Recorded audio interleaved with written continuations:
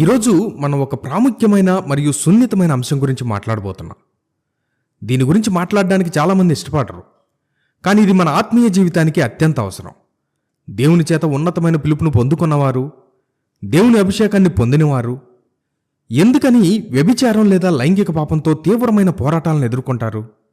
ఇది ఎవరూ బయటికి చెప్పుకోలేని ఒక నిశ్శబ్ద పోరాటం. కానీ మీరు అనుకుంటున్న దానికంటే ఇది చాలా సాధారణం. దీని వెనుకున్న కారణాలు మిమ్మల్ని దిగ్భ్రాంతికి గురిచేస్తాయి. ఒకవేళ మీరు కూడా ఈ నిశ్శబ్ద పోరాటంలో నలిగిపోతుంటే మీరు ఒంటరివారు కారని గుర్తుంచుకోండి. వాస్తవానికి దీనికి బైబిల్లో స్పష్టమైన వివరణ ఉంది. ఈరోజు మనం దాగి ఉన్న పోరాటం వెనుకున్న సత్యాన్ని వెలికితీద్దాం. ఈ కడవరి దినాలలో క్రైస్తవులకు ఈ అంశం ఎందుకు ఇంత ప్రాముఖ్యమైనదో మనం లోతుగా ధ్యానిద్దాం. బైబిల్ అంతటా మనం చూస్తే దేవుని చేత గొప్పగా అభిషేకించబడిన వారు భయంకరమైన శోధనలు ఎదుర్కొన్నారు. దావీదు రాజును చూడండి. ఆయన దేవుని హృదయానుసారుడైన మనిషి, కానీ బెత్షెబతో వ్యభిచారం అనే ఉచ్చులో పడిపోయాడు. అలాగే సంసోనును తీసుకోండి. అతని బలం, దేవుని పిలుపు, దెలీలా పట్ల అతని బలహీనత ముందు ఓడిపోయాయి. ఈనాటికి దేవుని చేత ఎన్నుకోబడిన వారు ఈ పోరాటం నుండి మినహాయింపు కాదు. కానీ ఎందుకు ఈ పోరాటం? ఇది ఆత్మీయ యుద్ధం. దేవుని గొప్పదనం కోసం ప్రత్యేకించబడిన వారిని వ్యభిచార పాపం ఎందుకు లక్ష్యంగా చేసుకుంటుంది? ఇది కేవలం మానవ బలహీనతకు మాత్రమే సంబంధించిన విషయం కాదు. ఇది ఒక ఆత్మీయ యుద్ధం. శత్రువైన సాతానుకు ఎవరిని లక్ష్యంగా చేసుకోవాలో ఖచ్చితంగా తెలుసు. ఆత్మీయ యుద్ధం నిజమని బైబిల్ స్పష్టంగా చెప్తోంది. ఎఫెసీయులకు రాసిన పత్రిక 6వ అధ్యాయము 12వ వచనంలో, ఎలయనగా మనము పోరాడునది శరీరులతో కాదుగాని ప్రధానులతోనూ అధికారులతోనూ ప్రస్తుత అంధకార సంబంధులకు లోకనాథులతోనూ ఆకాశ మండలములందున్న దురాత్మల సమూహాలతోనూ పోరాడుచున్నాము. వ్యభిచారం అనేది కేవలం శారీరక శోధన కాదు. ఇది దైవిక పిలుపు ఉన్నవారిపై గురిపెట్టిన ఒక ఆత్మీయ దాడి. ఎందుకంటే ఎన్నుకోబడిన వ్యక్తి యొక్క పవిత్రతను పాడు చేయగలిగితే వారి జీవితం కొరకు దేవుడు కలిగి ఉన్న ఉద్దేశాన్ని అడ్డగించగలనని శత్రువుకు తెలుసు. ఈ పోరాటం ఇంత తీవ్రంగా ఉండడానికి 5 భయంకరమైన కారణాలున్నాయి. ఎందుకని ఈ పోరాటం ఇంత బలంగా దాడి చేస్తుంది? దీని వెనుకున్న 5 దిగ్భ్రాంతికరమైన కారణాలను ఇప్పుడు మనం చూద్దాం. మొదటి కారణం, ఆత్మీయ సున్నితత్వం శోధనను బలపరుస్తుంది. ఆత్మీయంగా వరాలు పొందినవారు దేవుని సన్నిధిని మాత్రమే కాక శత్రువు యొక్క తంత్రాలు కూడా ఎక్కువగా గ్రహించగలుగుతారు.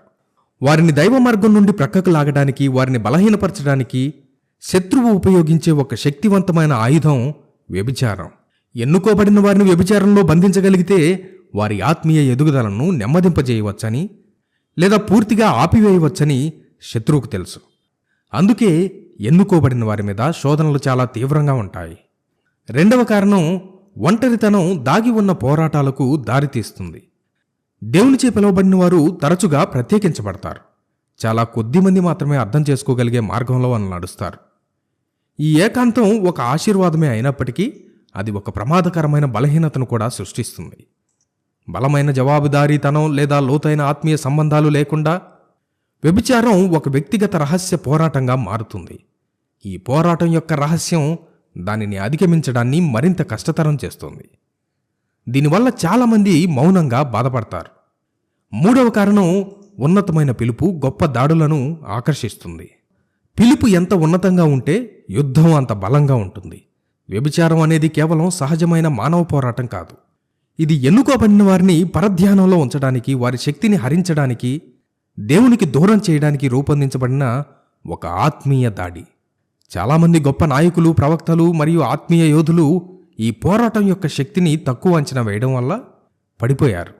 ఎంతటి బలమైన యోధుడినైనా వారి శరీరం ద్వారా పడగొట్టవచ్చని తెలిసి శత్రువు వ్యభిచారాన్ని నిరంతరం ఒక ఉచ్చుగా ఉపయోగిస్తాడు. నాలుగవ కారణం, మానసిక గాయాలు తెరిచిన ద్వారాలను సృష్టిస్తాయి. ఎన్నుకోబడిన వారిలో చాలామంది తిరస్కరణ, పరిత్యాగం, గత హృదయ వేదనలు వంటి లోతైన మానసిక గాయాలను మోస్తుంటారు. స్వస్థత పొందని ఈ గాయాలు వ్యభిచార పాపానికి తెరిచిన ద్వారాలుగా మారుతాయి. ఒక వ్యక్తి మానసికంగా బలహీనంగా ఉన్నప్పుడు శత్రువు వ్యభిచారాన్ని ఒక తప్పుడు పరిష్కారంగా ఉపయోగిస్తాడు.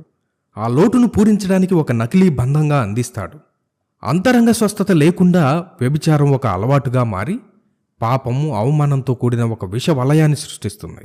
దాని నుండి బయటపడడం చాలా కష్టం. ఐదవ కారణం, బలమైన ఆత్మీయ వరాలు బలహీనమైన శరీరంతో వస్తాయి.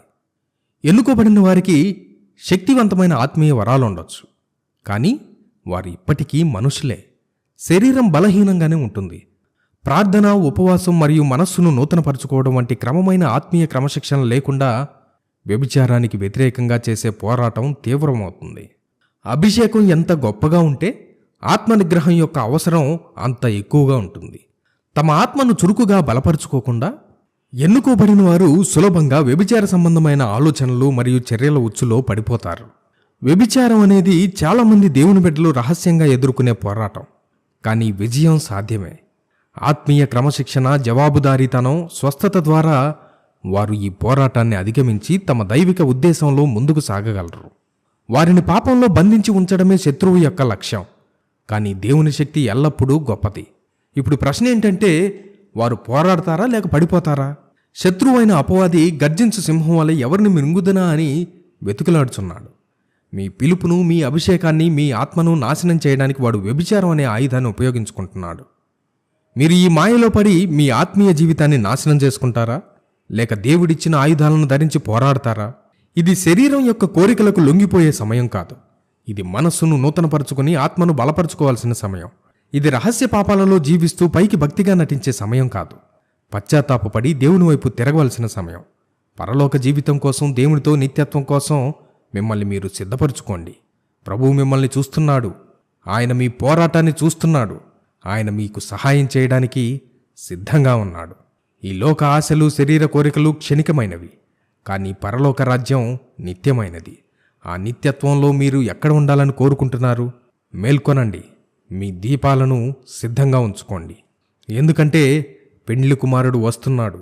ఆయన మిమ్మల్ని పవిత్రంగా, నిష్కలంకంగా కనుగొనాలి. యుద్ధం తీవ్రంగా ఉంది, కానీ విజయం క్రీస్తులోనే ఉంది. పోరాడండి, సిద్ధపడండి. ప్రభువు రాకడ సమీపంగా ఉంది. Jesus coming soon, so be prepared.